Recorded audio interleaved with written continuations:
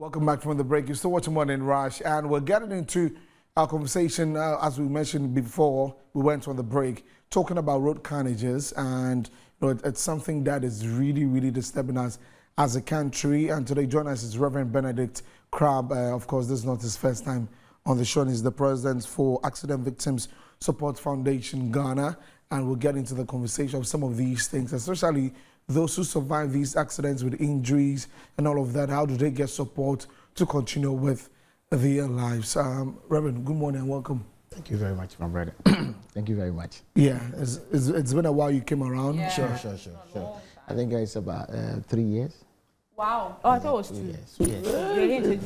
It's been a while. It's 2 years, yes. 2 years. Okay, yes. Great. So I was reading this morning that it just in, we're in the third month of the year, there are about 4,000 accidents that have been recorded already. Exactly. With a number of over 800 people passing on and a lot of injuries. Exactly. A lot of times when people pass, when the accidents happen and unfortunately lives are lost, you know that their lives are lost. Whichever way they'll be buried and gone. Yeah. But those who survive the accidents with various degrees of injuries, that becomes life-threatening for the rest of their lives. What becomes of them? What has been the work from your quarters, all these years? Okay. Thank you very much, and good morning to your beautiful selves, and beautiful and handsome self. Yes, and also thanks for having me. Yeah, let me also quickly say my patron celebrated a birthday yesterday, Reverend Dr. Ismaila Hansmetin Awudu. I don't know if you know him. He was formerly with the ICGC New Wine Temple. Okay. Yes. I want to wish him a happy birthday, and also Bishop General Evangelist Kofi Champon. He came from Crusade out of Finso, and he's done a great job. I just want to salute him for the great job that he's doing. Yes, it's not a palatable discussion, especially when we get to these times where within 3 months we see the rising of human beings that are dying, properties that are being destroyed. Indeed, you will buy a car, waste money to buy a car, and then within 3 months it crashes with another car. And not only crash, but it also affects your life. The impact, I call it operation delay. It delays everything around you. And not only that, but for a lifetime you will live with that trauma with you. And if you don't take care, you would transmit or transform it to something else, onto someone else. So as a country, I don't think that is a palatable news at all. And the National Road Safety Authority, at this moment, I want to believe that they are not also happy, because they are the custodians of safety. They are the agency in charge that have to mitigate these issues, make sure that we see a decline or a decrease in these areas. Rather, we see the crashes escalating. Yeah. And I think it's a worrying situation. Talk less of the passengers, pedestrians, and drivers who are on their way. You know how difficult Ghana has become lately. You go for a loan to go for a car, but you don't go into the class to train your brain to drive it. That's another worry that we have to talk about, because most of our drivers are not trained. The driver education is very low, and in the absence of driver education, rather, we have driver behavior, driver attitude, which is very, very poor on our roads as well. So it makes traveling very difficult, and these are the causes of accidents for the victims, or let me say the passengers who later, after the crash, become victims, and then after that they become invalid the rest of their lives. You can tell, as insurance is not working as we ought to work in our country. The insurance prevalence is very, very, very. There's more or less a little education or less education around insurance, and it becomes very difficult when you are boarding a car and you don't have the validation of your traveling that you will be safe. The security is not there. It becomes very, very difficult. And so for me, when you ask me these questions, and with what we are seeing now, it becomes very challenging, especially when in times like this, especially in March. 22nd March 5 years ago, over 100 people died on our roads. And up to today, they have not received any compensation. They've not received any call-up. It's 5 years. Their families. Their families.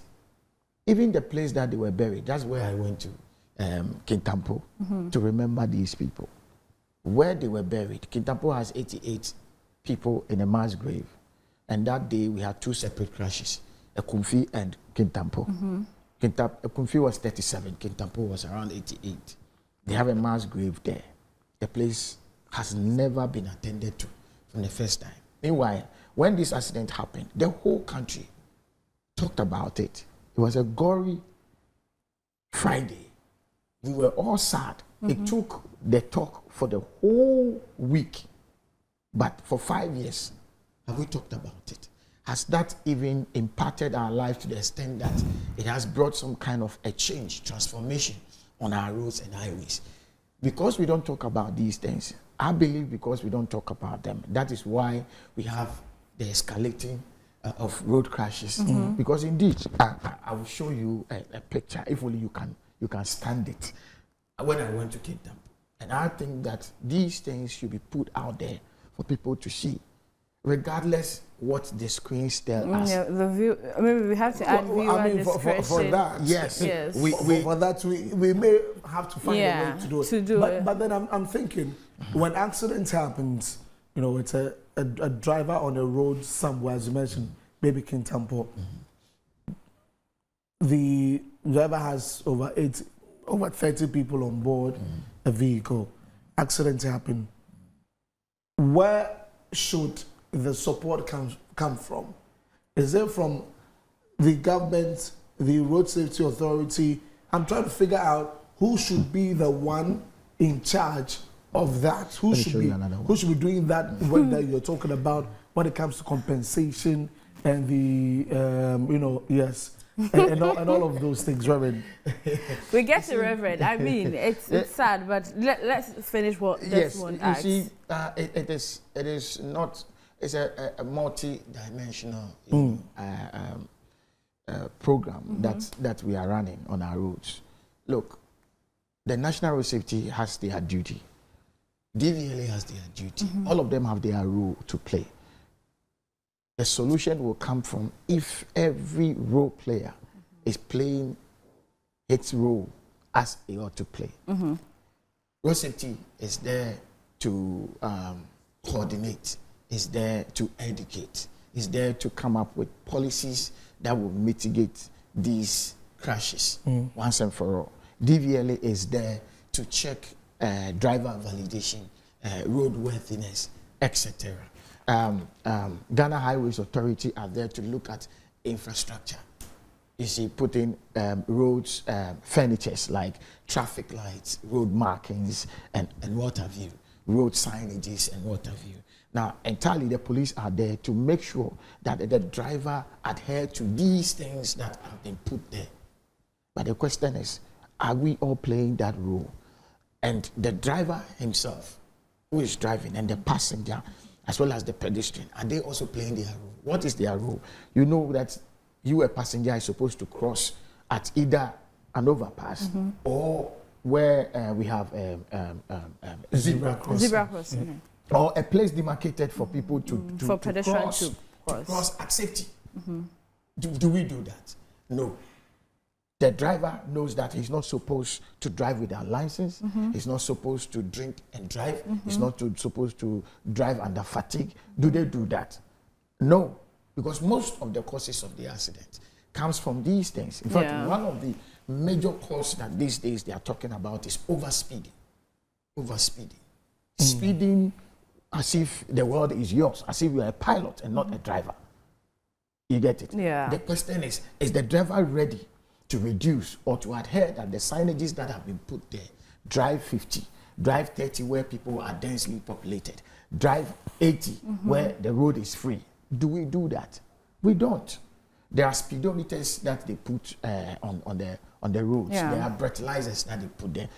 I can tell you of a fact that today, most of the drivers that are driving, not even driving, but about to drive, people have boarded and they are about to go, use a breathalyzer on them.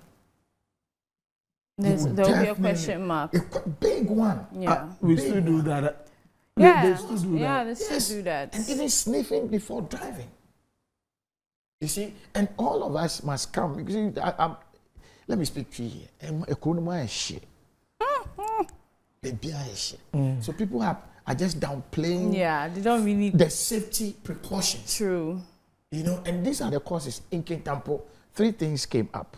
The residents in Kintampo themselves are not recording a lot of crashes, even though accident happened. But Kintampo is in the news because drivers who travel either from the south or from the north, you know, Kintampo is the middle there. Yeah. They get there and then the accident happened. So Kintampo has come into the news because the volume of people that die over there. But is it the road causing the problem, Great. or maybe what infrastructure is supposed to be done that is not done that is causing those problems? My lady, I would be very candid with you, straightforward.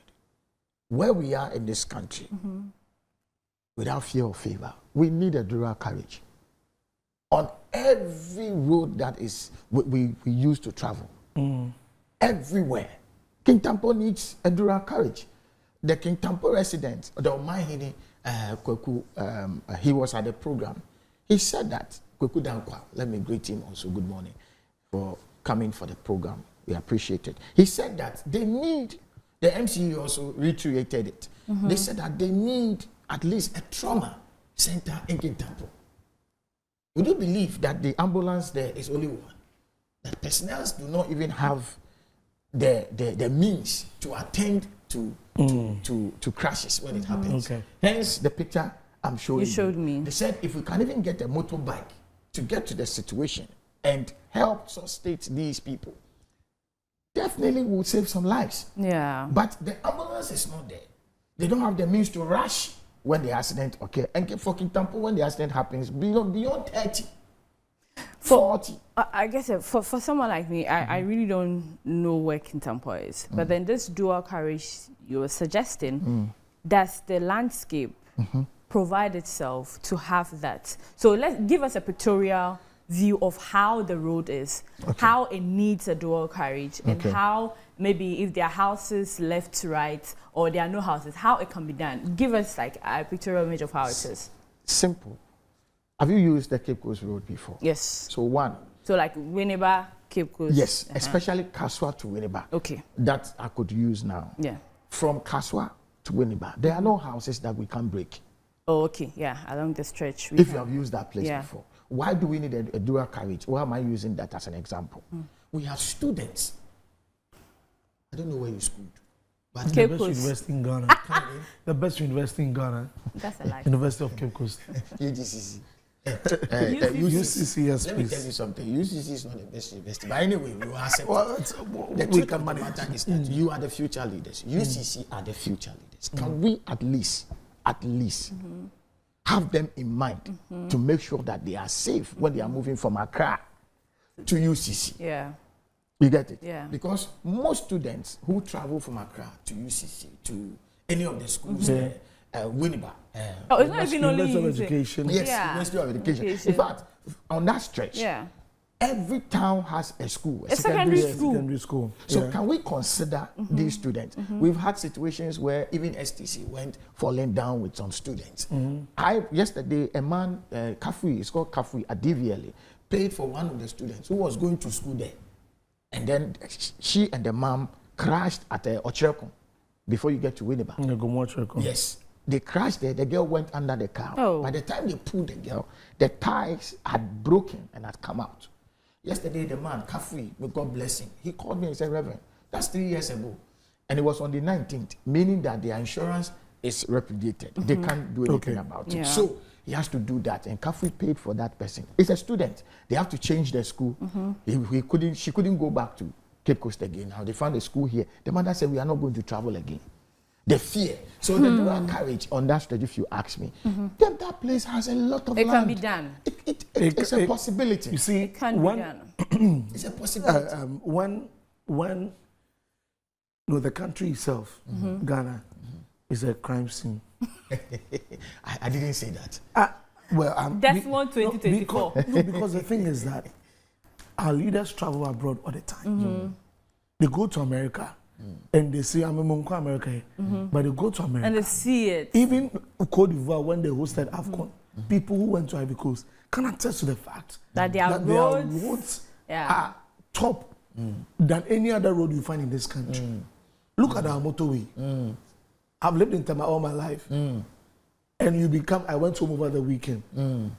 Motorway over Bano. The airport, it takes you up and brings you down. And the roads are very tiny. So you have to squeeze yourself through, or else you move into the next lane. And hit the next person. From Lendado, coming. Hey, great. Tokrong kwa. I just do so.